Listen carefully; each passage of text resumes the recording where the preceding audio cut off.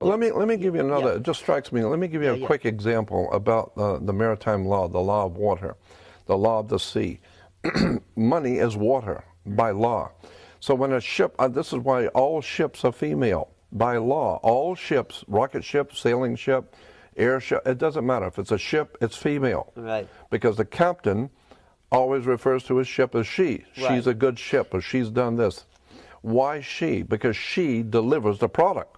Right. The Without vessel. she, there is no product, right? It's a vessel. It's a whole. Of course, it's a of course, it like, is a like vessel. the So feminine. is your body. It's a vessel that produces a product. Right. So when the ship pulls into harbor, it stops, and where it parks is called its berth. It's berthing a ship, or she sits in her berth. And every item on that ship, coming out that ship, is money. It's money changing hands. Right. And it came in on water. So it's called. So every piece has to have what is called a certificate of manifest, because she is sitting in her berth. That's why when you were born, I had a birth you certificate. had your mother's water broke. You were inside a container of water. Her water broke, and you came out, and therefore you have to have a birth certificate. Wow. There, and it's got to be signed by the dock, because that's where the ship is sitting. The dock is where the ship That sits. is funny. So once you begin to see how the words and terms are all based on maritime admiralty, the law of water, the cash flow, the liquid asset.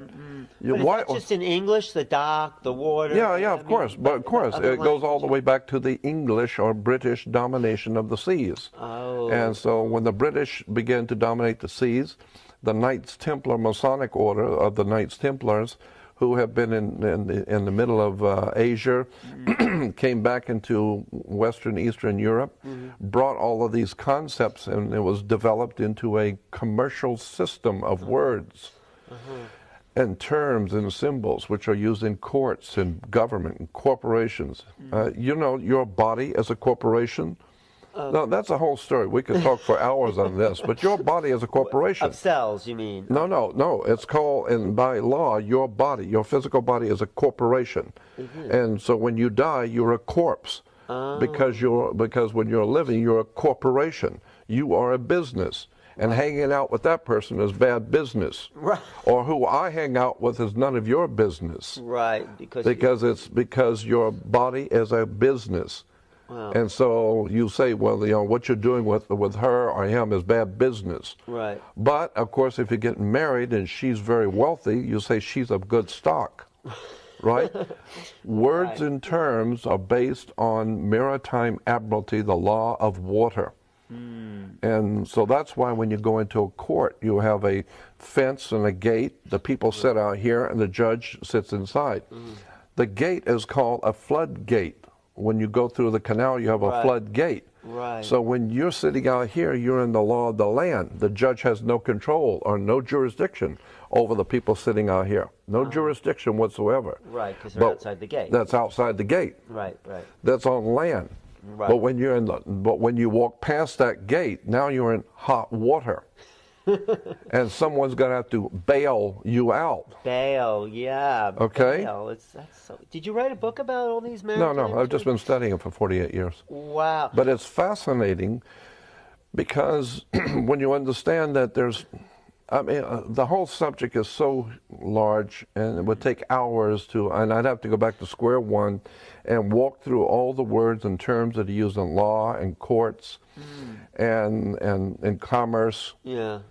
For you to understand how pervasive this concept of water is on the earth.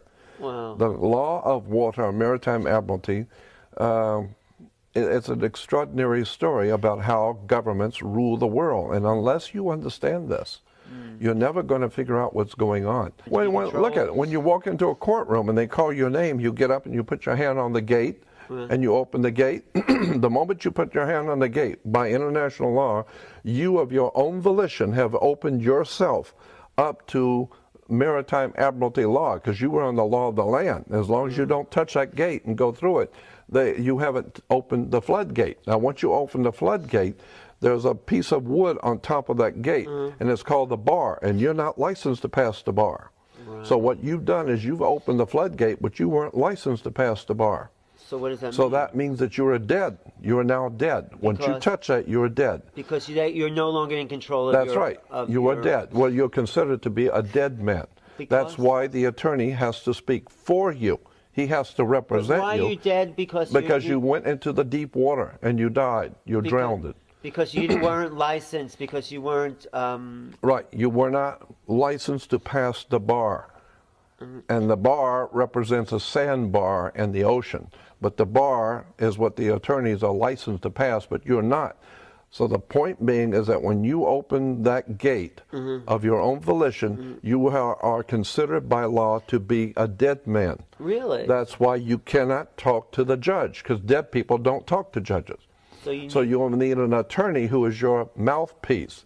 He speaks for you because you're dead. Well, should we do away with courts so people can get their lives back? I would think that what you want to do is understand how the system works. Oh, and avoid it. Really. Well, and avoid it if you can.